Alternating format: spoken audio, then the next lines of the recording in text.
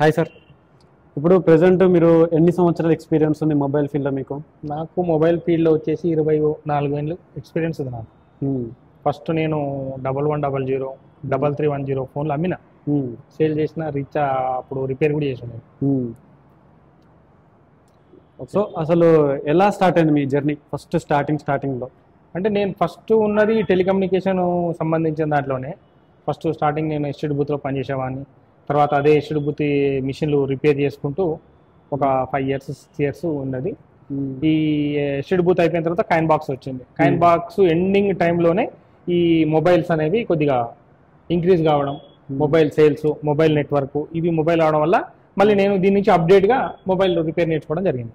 Okay, మీరున్న generation time అంటే మీ mobile field వచ్చేటప్పుడు ఏ ఇయర్లో వచ్చారు మీరు? ఫస్ట్ స్టార్టింగ్ అయినది మొబైల్ ఫీల్డ్లోకి ఎంట్రీ అయినారు? నేను మొబైల్ ఎంట్రీ ఫీల్ అయ్యిందే నేను 2004 2005. సో ఆ 2004 ఆ 2005లో మనకి మీరు ఏ కంపెనీ మొబైల్ ఫోన్ మీరు ముట్టుకున్న? ఫస్ట్ నోకియానా లేకుంటే సామ్సంగ్ సంథింగ్ ఉంటాయి కదా? అప్పుడు ఏముండేదంటే నోకియా ఫోన్లు ఒకటి సేల్స్ వచ్చేది ఎక్కువ. ప్లస్ అప్పుడు ఐడియా కానీ ఎయిర్టెల్ కానీ సామ్సంగ్ ఫోను, ఇంకో ఫోన్లు, అవి ఫోన్లు ఏంటంటే కంపెనీ తరపు నుంచి వచ్చేది. కంపెనీ తరపు నుంచి సేల్స్ ఇచ్చేది. అందులో ఆ సిమ్ పనిచేస్తుంది. ఆ ఫోన్లు చేశాను. అంటే నోకియా సిమ్ లో నోకియా సంబంధించిన సిమ్ ఏనా లేకపోతే వేరే సిమ్? నోకియానేమో నోకియా సిమ్ కూడా వచ్చేది. ఎయిర్టెల్ ఉంది అనుకోండి, హువాయి కంపెనీ, హైయర్ కంపెనీ వాళ్ళు టైఅప్ తో వచ్చేది. ఓకే, సామ్సంగ్ తో టైఅప్ వచ్చేది. ఆ ఫోన్లు అమ్మినాము, విత్ సిమ్ తోటి అమ్మినాము, ఇది చేసి. అప్పట్లో బిజినెస్ స్ట్రాటజీ ఎలా ఉంది మొబైల్ షాప్లలో? ఇప్పుడు ప్రెసెంట్ ఉన్న జనరేషన్ కి మూవ్ అవుతున్న కొద్దీ ఎలా మారుతుంది మన? అప్పట్లో ఒక చిన్న మండలం ఉంది అనుకోండి, నేను మల్లెపల్లిలో పెట్టాను ఫస్ట్ షాపు. ఒకటి 1 2 3 ఒక 3 మొబైల్ షాపులే ఉండేది. మొబైల్ షాపులు కూడా మాది ఎస్పెషల్ మాది మొబైల్ షాపు. మిగతా వాళ్ళు ఏంటంటే ఎలక్ట్రానిక్ షాప్స్, ఫ్యాన్లు అమ్ముకోవడము, వాషింగ్ మిషన్లు, టీవీలు, దాంతోపాటు ఫోన్లు అమ్మేదాన్ని. ఫోన్ల షోమ్ కమ్యూనికేషన్స్ మల్లెపల్లి ఫస్ట్ మాదే మొబైల్ షాప్. ఇప్పుడు ఫస్ట్ మీరు కస్టమర్స్ మీరు షాప్ పెట్టారు కదా, షాప్ పెట్టిన first day 1 month second month మీకు ఒక కోలుకోవడానికి షాప్ పెట్టి ఇన్వెస్ట్మెంట్ హై ఇన్వెస్ట్మెంట్ అవుతుంది. అంటే నేను అప్పటికే 2-3 years నుంచి 5 years నుంచి నేను ఎస్టీడీ కంప్యూటర్లు, కాయిన్ బాక్సులు, మన పీసీలు ఇవి రిపేర్ చేసేది కాబట్టి నేను చాలా మందికి ఎలక్ట్రానిక్ ఇవి చేస్తాన్న దాని మీదనే ఉండేది. కాబట్టి నాకు అంత ఇబ్బంది ఏం లేదు, నాకు గిరాకీ రాకపోవడం కారణం. ఎందుకంటే కాయిన్ బాక్సులు వాడిన వాళ్ళందరూ కూడా నా కాడికి రెగ్యులర్గా వచ్చేవాళ్ళు, ఎస్టీడీ బూత్ వాళ్ళు కూడా వచ్చేవారు. కాబట్టి ఏదున్నా కూడా ఫోన్ అనగా నా దగ్గరికి వచ్చేది. ఫస్ట్ వచ్చింది చైనా ఫోన్లు వచ్చినాయి. మీకు వీటికంటే కూడా చైనా ఫోన్లు అప్పుడు మన పల్స్ పెట్టుకుని టచ్ చేసే ఫోన్లు వచ్చాయి. అవును, ఆ ఫోన్లు వచ్చి పవర్ బటన్స్ ఉంటాయి కదా, బటన్ ప్రెస్ చేయడం, బటన్ ప్రెస్ చేసి అది. ఇప్పుడేమో మనకు ఫింగర్ టచ్ చేసినప్పుడు నెయిల్ టచింగ్ వచ్చేది. నెయిల్ మీద టచ్ చేయాలి. మీకు ఐడియా నేను దాని సపరేట్ టచ్ వచ్చేది. మేము రిపేర్ చేసినప్పుడు కూడా టచ్ కూడా సపరేట్ వచ్చేది. టచ్ సపరేట్ వచ్చేది. పెద్ద ఫోన్లు వచ్చినాయి అప్పుడు. కాకపోతే అప్పుడు ఓన్లీ 2G నెట్వర్క్. 2Gలో కూడా మాక్సిమం ఎయిర్టెల్ ఎక్కువ వచ్చేది నెట్, ఐడియా, బిఎస్ఎన్ఎల్ తక్కువ నెట్ వచ్చేది. 2G నెట్వర్క్ అప్పట్లో ఏముంది, ఒక 2 GB నెట్ వేసుకుంటే 1 month కూడా అయిపోకపోయేది. 2 GB నెట్ వేసుకున్నా కూడా అందరు కూడా వచ్చి షాప్లలో పాటలు నింపు, వీడియోలు నింపు అని చెప్పి మెమరీ కార్డు పట్టుకొని వచ్చేవాళ్ళే. కానీ అప్పట్లో మేము ఉన్నప్పుడు ఎంత 512 MB మెమరీ కార్డు హై ఎంత ఉంది అప్పుడు? 512 MB రికార్డు మేము 750-600 అమ్మేది అప్పట్లో. అప్పుడు అంతే, అదే కాస్ట్ ఉండేది. మాకు వచ్చేది 450-500 వచ్చేది, మేము 650. ఇప్పుడు ప్రెసెంట్ ఉన్న జనరేషన్ కి 128 GB వస్తుందండి. అప్పట్లో నేను 128 GB 512 128 MB జీబీలు కూడా కాదు, 128 MB లా నేను MP3 సాంగ్స్ కంప్రెస్ చేసి 150-120 సాంగ్స్ వేసి ఇచ్చేది కంప్రెస్ చేసి. కానీ అప్పట్లో ఈ బిజినెస్ అనేది చాలా బాగా నడిచింది. అప్పుడు బాగా నడిచింది. అప్పుడు ఎవరు లేరు కదండి, ఎవరు తెలియదు కదా. ఇప్పుడు ఫోన్ సైలెంట్ పెట్టుకున్నా కూడా తీసుకోలేనంత నాలెడ్జ్ లేదు అప్పుడు. ఇప్పుడు ఫోన్ సైలెంట్ పెట్టుకుంటారు, ఒక్కొక్క నెంబర్ సైలెంట్, ఒక్కొక్క నెంబర్ వివిధ రకాల రింగ్ టోన్లు పెట్టుకుంటారు. అప్డేట్ అవుతారు అందరూ. అప్పట్లో మేము చేసేది కాబట్టి అప్పుడు మాకు అంత ఇబ్బంది ఏం లేకుండా. అప్పట్లో పోలీస్ వాళ్ళు కాపీ రైట్స్ లేదండి అట్లాంటివి. కాకపోతే వేరే ఇల్లీగల్ వేరే నింపొద్దు, కానీ మామూలుగా MP3 సాంగ్స్ నింపుకోవడం అంతా కాపీరైట్ లేదు. అప్పట్లో మూవీస్ కూడా డౌన్లోడ్ చేసి ఇచ్చేదా? డౌన్లోడ్ చేసి ఇచ్చేది, కానీ తెలవకుండా మూవీస్ కూడా డౌన్లోడ్ చేసి. సో అప్పట్లో ఉన్న టెక్నాలజీ వేరే. మూవీస్ డౌన్లోడ్ కంటే క్యాసెట్ తెచ్చి కాపీ చేసి పెట్టుకున్నాయి. డౌన్లోడింగ్ కు అంత టైం పట్టేది, 1 day 2 day పట్టేది డౌన్లోడ్ చేసి. అవును, డౌన్లోడింగ్ నీకు వచ్చేది నెట్వర్క్ ఎంత 2 kbps 3 kbps వచ్చేది నెట్. కాబట్టి అంత మేమేమైనా సిడీలు అమ్ముతారు కదా, వాళ్ళ దగ్గర కొనుక్కొని మెమరీ కార్డులు వేసి ఇచ్చేది. సో ఇండస్ట్రీలోకి వచ్చారు, ఫస్ట్ 1 year 2 years వరకు మీకు ఏమనిపించింది? ఇప్పుడు ఫస్ట్ 1 year 2 years వరకు, 1 year 2 years 3 years 5 years ఎప్పుడైతే నీకు రిలయన్స్ జియో, అది మన రిలయన్స్ ఎంటర్ అయిందో, డొకోమో ఎంటర్ అయిందో, అప్పుడు నెట్వర్కింగ్ తక్కువ అయిపోయింది, బాగా అయిపోయింది, పబ్లిసిటీ బాగా అయింది, ఫోన్ వాడకాలు ఎక్కువైనాయి. అవును. ఇప్పుడు రిలయన్స్ సిడిఎం ఏం ఇచ్చాడు, 5 రూపీస్కి ఇచ్చాడు, ఒక 501 కు చెల్లిచ్చేసాడు. అది ఎక్కడ పోయి ఇండియా మొత్తం ఫ్రీ వచ్చేది, ఎక్కడ పోయేది అక్కడ వచ్చేది కాదు. అది వచ్చిన కానీ తర్వాత నీకు ఫోన్ వాడకం అనేది ఎక్కువ అయిపోయింది. రిమ్ము సిడిఎంఏ వచ్చినాక బిజినెస్ బాగా పెరిగింది. తర్వాత నెక్స్ట్ వచ్చినాక డొకోమో వచ్చింది. మీరు అమ్మేటప్పుడు ఫోన్స్ కూడా అమ్మారు, ఫోన్స్ కూడా రిపేర్ చేశారు కదా? ఆ ఫోన్స్ అమ్మాయి రిపేర్ చేశారు, 2 చేశారు కదా. రెండిట్లో ఏ ఫోన్స్ ఎక్కువ అమ్ముడు పోయినాయి, మళ్ళీ ఇంకా ఏ ఫోన్స్ ఎక్కువ రిపేర్కి వచ్చినాయి మీకు? నోకియా ఫోన్లు ఎక్కువ అమ్మినాము. ఎక్కువ ఏదైనా నీకు వాటర్ డ్యామేజ్ తోటి ఫోన్లు వచ్చాయి, water damage are drop, water damage drop, ఎక్కువ వాటర్ డ్యామేజ్ లేకపోతే కింద పడడం, ఈ 2 ఫోన్లు రిపేర్ తప్పితే కానీ ఇంకా వేరే విధంగా నార్మల్గా అయితే ఫోన్ ఖరాబ్ అయ్యేది లేనే లేదు. అప్పట్లో మనకి కీప్యాడ్ ఫోన్లకి డిస్ప్లేస్ వచ్చాయి కదా, అవును, అవి డిస్ప్లే మనం షోల్డరింగ్ వేసుకొని నార్మల్ గా చేసుకునేది. షోల్డరింగ్ లేకంటే పిన్ సిస్టమ్ ఎక్కువ వచ్చేది, 1100 డైరెక్ట్ పిన్ పెట్టడం పెట్టేది. కానీ ఎక్కువ చైనా ఫోన్స్ రిలీజ్ చేసినప్పుడు, చైనా ఫోన్ వచ్చినప్పుడు ఏమైందంటే కొద్దిగా మేము ఇబ్బంది పడ్డాం. ఫస్ట్ 1.5 years కూడా మాకు చెప్పేటోళ్ళు లేరు. ఈ ఫోన్ పోతే కాదు చైనా ఫోన్ అంతే అని చెప్పేసేది. అంటే ఫోన్ ఏదైనా ప్రాబ్లం వస్తే ఇది అయిపోయింది, ఇది వేస్ట్ అని చెప్పేది. కానీ తర్వాత కొద్దిగా ఇన్స్టిట్యూట్ పోయి నేర్చుకొని 2007 లో పోయినా నేను, 2006 లో దిల్షునగర్ సిద్ధు టెక్నికల్ ఇన్స్టిట్యూట్ లో జాయిన్ అయినాము. 5,000 ఏమో ఫీజు తీసుకున్నారు. వాసు సార్ అని చెప్పేసి, సార్ వాసు ఇప్పుడు ప్రెసెంట్ వాసు టెక్నాలజీ ఫస్ట్ మా గురువు ఆయనే. Nice nice. అతను చాలా మంది వారికి నేర్పించాడు. ఇప్పుడు ప్రెసెంట్ అతను యూట్యూబ్ కెరియర్ అనేది స్టార్ట్ చేసుకున్నాడు. ఇప్పటికీ నేను ఫోన్ చేస్తా, ఏమైనా ఉంటే కూడా చెప్పు రమేష్ అంటాడు మాట. ఎందుకంటే ఆయనకు అప్పట్లో నేను మంచి చాలా మంది స్టూడెంట్స్ పంపించిన అనమాట. ఏమైనా డౌట్లు ఉన్నా ఏదున్నా కూడా చెప్పేది నాకు మంచి ఇది సార్ ఆయన కూడా. ఆయన దగ్గర నేర్చుకున్న తర్వాత మళ్ళీ ఈ డిస్ప్లేలు వేయడము, రింగర్లు, స్పీకర్లు మార్చడము, ప్లస్ ఫ్లాషింగ్ చేయడం నేర్చుకున్నాను ఆయన దగ్గర. 1100, 3310, 7610, 6600, నోకియా N70 ఫోన్ల కంటే ముందు వచ్చినాయి కూడా అవి ఎలా ఫ్లాష్ చేయాలి, ప్లస్ అప్లికేషన్ యాప్ ఎట్లా ఇన్స్టాల్ చేయాలి, దాన్ని ఎట్లా క్రాక్ చేయాలి, ఎట్లా చేయాలనేది అప్పుడు చేసేది. అప్పుడు బాగుండే, అప్పుడు డబ్బులు దండిగా వచ్చాయి. ఇప్పుడు ఏ ఒక్క ఫోన్ ముట్టుకున్నా ఎంత చార్జ్ మినిమం ఎంత లేనా 300, 400, 500 మినిమం ముట్టుకున్నా ఒక్క ఫోన్ కి. అప్పట్లో 2004, 2005 ఆ టైంలో 300, 400 అంటే చాలా హై అమౌంట్. అసలు నీకు రింగర్ రాకుండా కూడా రింగర్ మార్చి 350. ఇప్పుడు అదే అమౌంట్ ఇప్పుడున్న జనరేషన్ లో 300, 400 అంటే అసలు చేయబుద్ధి కావట్లేదు. చేయబుద్ధి కావడం కాదు, ఇప్పుడు 350 వేసినా కూడా కస్టమర్ నాకు వద్దు 150 వేసావా ఏ లేకపోతే పక్క పడేసుకోవడం ఫోన్ అంటూ. అప్పట్లో ఇప్పుడు ఈఎంఐ వచ్చేసి కొత్త ఫోన్ కొనుక్కుంటా, నాకు వద్దు ఏదో పాత నెంబర్లు నేను చెప్పేసి చెప్పడం తప్పితే లేదు. ఇప్పుడు బిజినెస్ అంటే ఇంకోటి అన్ని ఆన్లైన్ అయిపోయినాయి అండి. ఒకటి ఆన్లైన్ ఎదుర్కొని మనం బిజినెస్ చేయాలంటే ఇప్పుడు చాలా కష్టంగా ఉంది అసలు వాస్తవంగా. ఇంకోటి రెంట్లు విపరీతంగా పెరిగినాయి. నేను షాప్ తీసుకున్నప్పుడు ఎల్బీ నగర్ లో నేను షాప్ పెట్టినప్పుడు 15 years బ్యాక్ 5,500 నా షాప్ రెంట్. ఈ రోజు 25,000. ఈ రోజు 25,000. ఓకే, నేను 15 years నుంచి అన్ని ఉంటున్నా షాప్ లో ఎల్బీ నగర్ లో. 15 years నుంచి షాప్ రన్ చేస్తున్నా. అప్పటి నుంచి సిమ్ యాక్టివేషన్ కొడుతున్నా, రీఛార్జ్ ఈ నుంచి అక్కడ కూడా మామూలుగా రీఛార్జ్ నా షాప్ కాడికి వస్తారు మాక్సిమం. ఇప్పుడు కొత్తగా వచ్చే వాళ్ళు ఎవరైతే ఫీల్డ్ లోకి వచ్చే వాళ్ళు ఉంటారు కదా, వాళ్ళు పాత ఉన్న కీప్యాడ్ ఫీచర్స్ నేర్చుకుంటే మంచిదా, లేకపోతే అడ్వాన్స్ లెవెల్లో mobile repairing smart phones repair నేర్చుకుంటే మంచిదా? పాత ఫోన్ లో బేసిక్ నేర్చుకుంటేనే అడ్వాన్స్ ఏమని అర్థం చేసుకోగలుగుతాం. అది రాకపోతే ఇది వేస్ట్. అవును, నువ్వు 10th చదవకుంటే నేను పీజీ డిగ్రీ చేస్తా, ఎంఎస్సీ చేస్తా, పిహెచ్డీ చేస్తా అంటే నీకు కాదు. ఎందుకంటే ఖచ్చితంగా నీకు అప్పట్లో నేను చెప్తున్నా 1100 ఫోన్ ఉన్నప్పుడు ఫోన్ ఇప్పితే కింద charging, mic, earphone socket అని ఒకటి ఉండేది.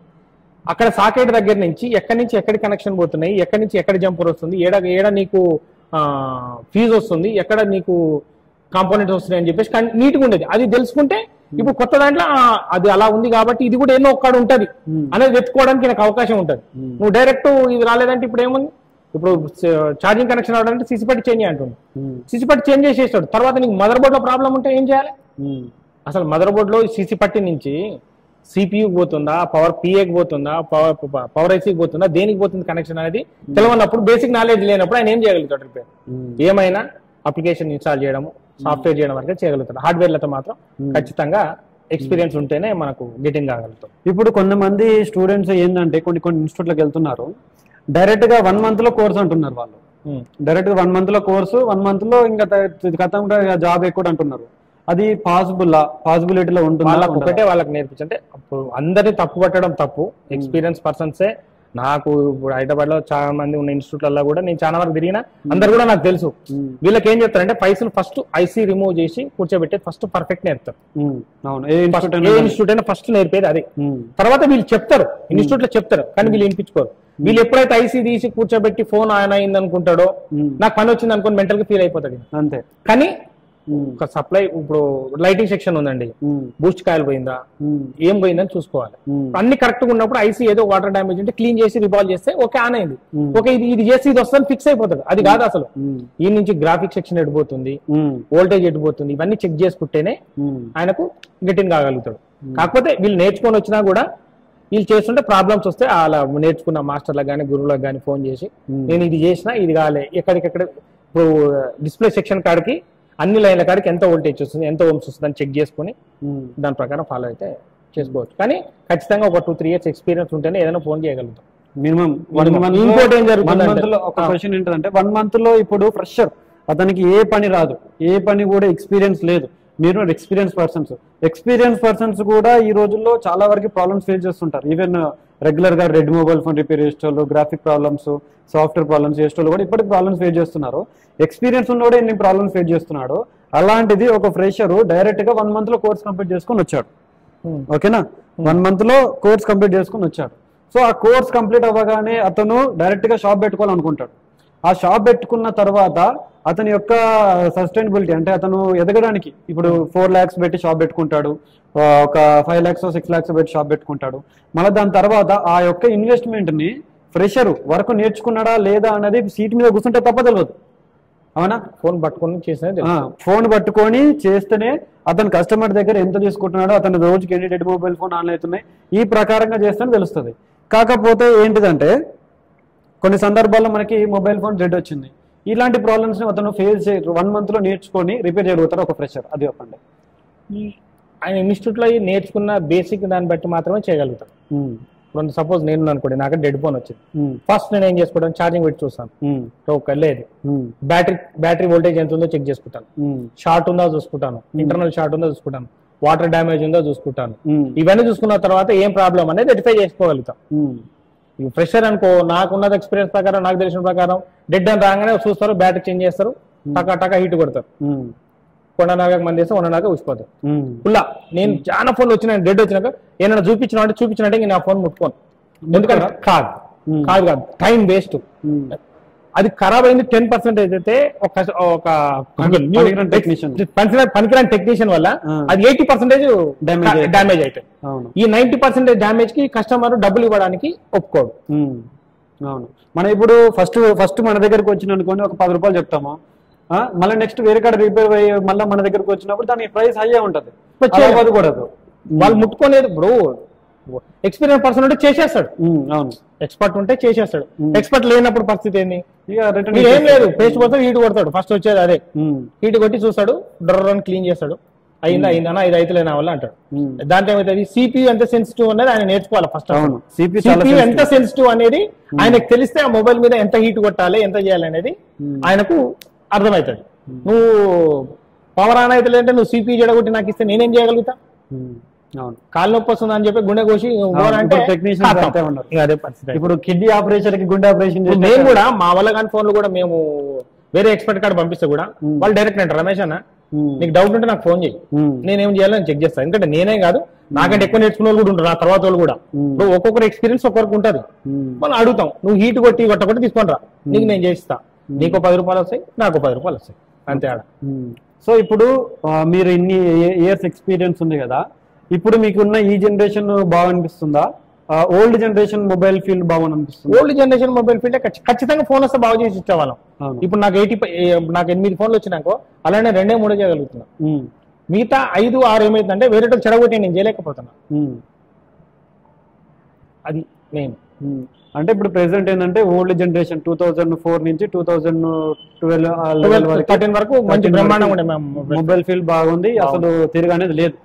ఇప్పుడు ప్రెసెంట్ టెక్నాలజీ మారుతున్న కొద్దీ స్టూడెంట్ కి కరెక్ట్ టీచర్ దొరకట్లేడు. ఉన్నారు నీకు హైదరాబాద్ లో మంచి మంచి నెంబర్ 1 టెక్నీషియన్స్ చెప్పేటోళ్ళు ఉన్నారు, చేపించేటోళ్ళు ఉన్నారు, చేసేటోళ్ళు కూడా ఉన్నారు, షాప్ లో ఉన్నారు, అట్లానే ఏం లేదు, ఉన్నారు మంచి మంచి వాళ్ళు ఉన్నారు చేసే ఇన్స్టిట్యూట్ లో. ఇప్పుడు కొత్తగా వచ్చే వాళ్ళకి మీరు ఏం సలహా ఇవ్వగలుగుతారు? మీరు కొత్తగా వచ్చిన వాళ్ళు డైరెక్ట్ షాప్ పెట్టుకోకుండా ఏదన్నా షాప్ లో వర్క్ చేస్తే వాళ్ళకి ఎక్స్పీరియన్స్ వస్తుంది. అవును, 100%. అది చేసుకొని డబ్బులు అయితే మనం పెట్టుబడి పెట్టాలి, ఎవరైనా సరే 5-6 లక్షలు పెట్టిన షాప్ అయితే కాదు. అవును, నువ్వు లాస్ అయితే నువ్వు ఒకసారి లాస్ అయినావంటే నువ్వు మళ్ళీ పైకి ఎక్కాలంటే చాలా కష్టపడాల్సి వస్తుంది. అవును, నువ్వు ఒక వేరే షాపులలో ఎంతో కొంత శాలరీ చేంజ్ చేసి కూర్చుంటే నువ్వు చేసే ఫోన్లు ఏమొస్తున్నాయి, ఎట్లా చేయాలి, ఏంది అనేది దాన్ని బట్టి ఒక 1 year అట్లా చేసుకుంటే తర్వాత షాప్ పెట్టుకుంటే ఏమైందంటే చేయగలుగుతాడు. ఇప్పుడు మీరు ఎక్స్పీరియన్స్ తో షాప్ పెట్టుకున్నారా స్టార్టింగ్? మీరు నాకు ఏం రాకుండా పర్లేదు, నాకు కొంచెం ఎక్స్పీరియన్స్ ఉంది, డైరెక్ట్ దూకేశారా మీరు? నేను ఎస్టీడీ బూత్ కంప్యూటర్ రిపేర్ చేస్తా కాబట్టి ఎస్టీడీ బూత్ అంటే డైరెక్ట్ కాల్ చేయడము, కంప్యూటర్ ఉంటాయి కదా, బిల్లింగ్ వచ్చే మిషన్ ఉంటుంది కదా, ఆ బిల్లింగ్ మిషన్ రిపేర్ చేసేది నేను. ఓకే, అప్పట్లో టెక్నీషియన్. నాకు సోల్డరింగ్ చేయడము, కాంపోనెంట్ చెక్ చేయడము, ఇవన్నీ నాకు తెలుసు. ఇప్పుడు డైవర్డ్ ఉంది, ఆ మిషన్ లో వేరే ఉంటది, నల్లగా వస్తుంది, పెద్దగా వస్తుంది, 8009 వస్తుంది, దీంట్లో వేరేది వస్తుంది. కాంపోనెంట్ అదే, దాని రూపం మారుతుంది. అవును, ఇలా కళ్ళ కెపాసిటీ ఇంతలా ఉంటాయి, ఇది చిన్నగా ఉంటాయి, ఇంత చిన్నగా ఉంటాయి, మైక్రోస్కోప్ లో పని చేయలేం. దాంట్లో జీనర్ డైవర్డ్ ఉంటాయి, అన్ని ట్రాన్సాక్షన్స్ ఉంటాయి, అవన్నీ స్పష్టంగా తెలుస్తుంది మాకు. దీంట్లో తెలవాలి కదా. కాకపోతే ఏంటంటే ఇది ఇందులో తేడా ఏముంటది, అందులో ఏడా తేడా ఉంటదని నేను 2006 లో ఇన్స్టిట్యూట్ పోయినా కావాలని. నాకు పని వచ్చినా నాకు అదేందో తెలవాలని, గురువు లేని విద్య గుడ్డి విద్యలకు వద్దనే నేను పోయి నేర్చుకున్నా. సోల్డరింగ్ చేయడము నేర్పేదాళ్ళు, నాకు సోల్డరింగ్ చేయడం వచ్చి ఇంతకుముందుకి. నేను డైరెక్ట్ ఎస్టీడీ విజన్టెక్ కంపెనీ చేసేది, డైరెక్ట్ ఐసీలు చేంజ్ చేసేది.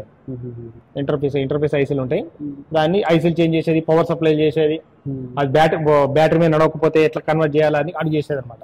కాబట్టి నాకు ఎక్స్పీరియన్స్ ఉంది కాబట్టి నేను రాగలిగిన. ఇప్పుడు ప్రెసెంట్ ఏంటంటే శాండ్విచ్ మదర్ బోర్డులు వస్తున్నాయి, ఐఫోన్ లో WR మదర్ బోర్డ్స్ వస్తున్నాయి. వాటిలో కస్టమర్స్ ఏంటంటే ఒక్కసారి వాటర్ డ్యామేజ్ ఏంటంటే మన తెలుగు టెక్నీషియన్స్ చాలా మంది వరకు ఒక 100%కి ఒక 80% కూడా చేయలేకపోతున్నారు, 20% మంది ఓకే పర్ఫెక్ట్ గా చేయగలుగుతున్నారు. వాళ్ళకి ఏం చెప్తారు మీరు?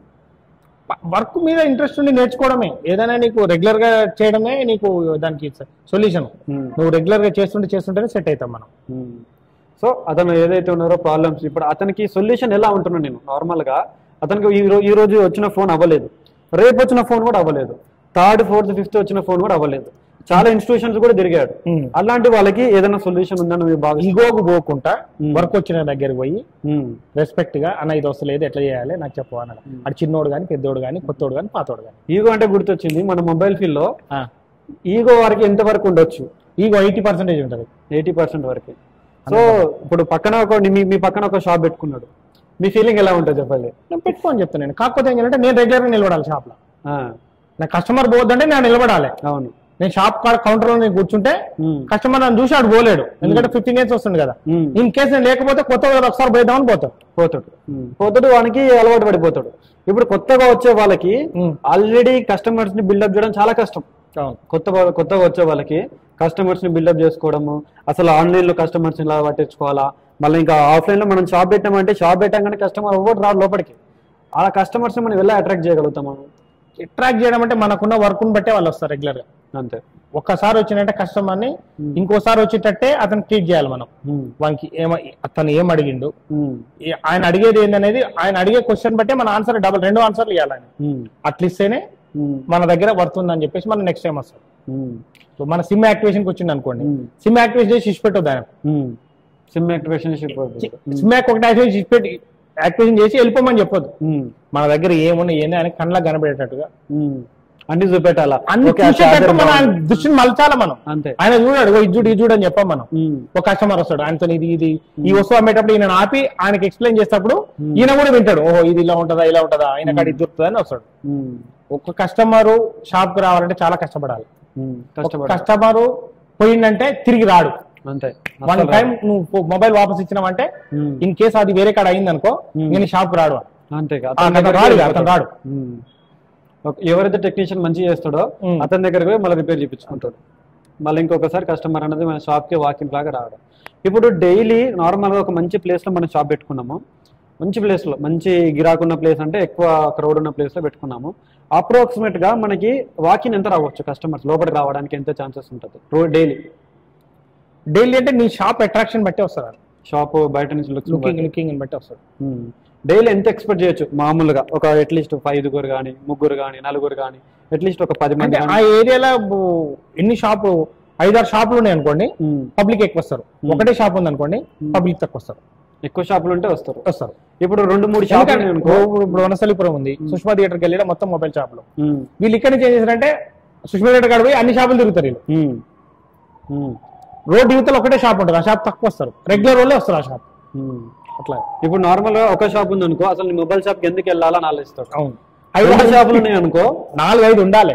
2 షాపులు ఉన్నాయి అనుకో, ఏ షాప్కి వెళ్ళడం ఆలోచిస్తాడు. అంతేనా? అంతే, రైట్. సో ఇప్పుడు మీ ఎక్స్పీరియన్స్ అంతా కూడా షేర్ చేసుకున్నారు, ఎవ్రీథింగ్ అనేది కూడా షేర్ చేసుకున్నాడు. ఇప్పుడు ఈ జనరేషన్లో మొబైల్ ఫీల్డ్ ఎటు వెళ్తుంది? ఈ మొబైల్ ఫీల్డ్ మీ అంచనా ప్రకారం ఎన్ని రోజుల వరకు నడవగలుగుతుంది? ఇప్పుడు అన్ని మొబైల్ రేటు తగ్గుతున్నాయి. మాక్సిమం మొబైల్ ఫీల్డ్ ఎవరు ఫోన్ ఖరాబ్ అయితే పక్క పడేసి కొత్త ఫోన్ కొనుక్కోవడానికి మొగ్గు చూపుతారు. అది కూడా దట్టు ఈఎంఐ వస్తుంది, ఈఎంఐలో తీసుకుంటారు, పాత ఫోన్ పక్క పడేస్తారు. ప్లస్ ఇప్పుడు యాపిల్ ఫోన్ ఉంది, నెక్స్ట్ 10-11 వస్తే అది కూడా తీసేస్తారు అప్డేట్. మొన్నటి దాకా నేను 11 ఫోన్ సెకండ్ హ్యాండ్ అమ్మాలంటే 25,000 దాకా అమ్మేది. ఇప్పుడు 13-14,000 కూడా పోవట్లేదు. నేను 13,000 ఫోన్ అంటే 11 అది 4G ఫోన్ కదా, అరే 8,000కు నీకు మోటరోలా 5G ఫోన్ వస్తుంది, 7000 mAh బ్యాటరీ అంట అని చెప్పేసి డైరెక్ట్. ఇప్పుడు 0 EMI నెలకు 1000 రూపాయలు కట్టుకుంటా, 7 నెలలు బస్ ఖతం అంట. ఇప్పుడు నార్మల్ గా మీరు మొబైల్ ఫీల్డ్ లో ఇప్పుడు ఏది బాగుంది, రిపేర్ సెక్షన్ కొంచెం తగ్గిపోతుంది అంటున్నారు. అవును. సో ఇప్పుడు నెక్స్ట్ ఏంటిది, మొబైల్ ఫోన్ సేల్స్ అయితే ఉన్నాయి కదా, సేల్స్ ఉన్నాయి, కానీ ఆ సేల్స్ ఇప్పుడు మొబైల్ షాప్ లో కొంటలేదు కస్టమర్, అంతా ఆన్లైన్ లో కొంటారు. స్టోర్ కు రావట్లేదు ఎవరు, స్టోర్ లో కొనట్లేదు, ఆన్లైన్ ఈఎంఐ బై ఛాన్స్. ఇప్పుడు మొబైల్ షాప్ మొబైల్ ఆఫ్లైన్ లో కొనాలంటే క్రోమా గానీ వేరే షాప్ పెద్ద షాప్ స్టోర్ లోకి పోతారు, కానీ చిన్న షాప్ లో తక్కువ వస్తారు. చిన్న షాప్ లో తక్కువ వస్తారు, వీళ్ళ యొక్క ఇన్కమ్ కూడా తగ్గిపోయింది చాలా. ఇప్పుడు నార్మల్ ఒక 10,000 మొబైల్ ఫోన్ మనం అమ్ముతున్నాం, దాని మీద మనకి ఎంత లాభం రావచ్చు? 10,000 రూపాయల ఫోన్ ఒకటి అంటే మనం కొని మనకు డిస్ట్రిబ్యూటర్ ఏమి ఇస్తాడు కమిషన్, దీన్ని బట్టి దాన్ని బట్టి ఎంత లేదన్నా నీకు 600-700 ఎక్కువ రాదు. ఒక ఫోన్ మీద 1000 వస్తే ఎక్కువ, 1000 కూడా రావు 10,000 మీద, 400-500. ఎందుకంటే ఆల్రెడీ ఆన్లైన్ లో చెక్ చేసుకుంటాడు. అవును, నీ కార్డు గిక్తే 5% అంటాడు, నువ్వు ఇది ఈఎంఐ కట్టుకుంటే 3% అంటాడు. ఇవన్నీ నీలేడుగా ఆఫ్లైన్. అవును. ప్లస్ ఇంకోటి ఫోన్ రిలీజ్ అయింది అనుకోండి, నా ఎక్స్పీరియన్స్ ప్రకారం 10-15 days లో ఖచ్చితంగా 4,000-5,000 రేట్ డౌన్ అవుతుంది. అవును. ఇంకో మోడల్ రిలీజ్ చేస్తారు, దీన్ని డౌన్ చేస్తాడు. ఈయనకు ఇది అమ్ముడుకోకపోతే అది కూడా సేల్స్ లా తక్కువనే. ఇప్పుడు ప్రెసెంట్ ఉన్న జనరేషన్ లో సర్వీస్ సెంటర్స్ కూడా ఎక్కువ అయిపోయినాయి. ఇప్పుడు ఫస్ట్ కస్టమరు మన దగ్గరకు వచ్చినప్పుడు నీ షాప్ లో రిపేర్ చేయించుకోకుండా సర్వీస్ సెంటర్ ఎక్కడ ఉంది అని అడుగుతాడు. అప్పుడు నీ యొక్క ఫేస్ ఎక్స్ప్రెషన్ ఏంటది? ఆయన కన్విన్స్ చేయాల్సి వస్తుంది. కొన్ని రోజులు అవుతుంది అడుగుతా. ఫస్ట్ 1 year లోపు అంటే నేనే చెప్తా అడ్రస్ అన్న, డబ్బులు వేస్ట్ బయట, మీరు పలానా కాడు మీరు చేయించుకోండి. ఒకవేళ అని కాకపోతే నా కాడికి నేను చేస్తాను.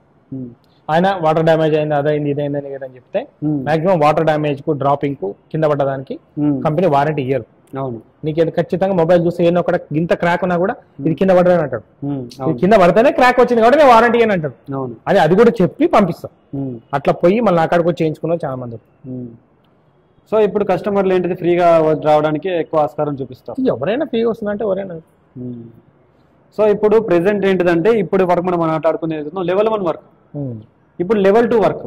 లెవెల్ 2 వర్క్ మళ్ళా కూడా ఉన్న టెక్నీషియన్స్ మళ్ళీ ట్రైనింగ్ పోవాలి. అంతే, ట్రైనింగ్ పోతేనే మనం లెవెల్ 2 వర్క్ చేయగలుగుతాం.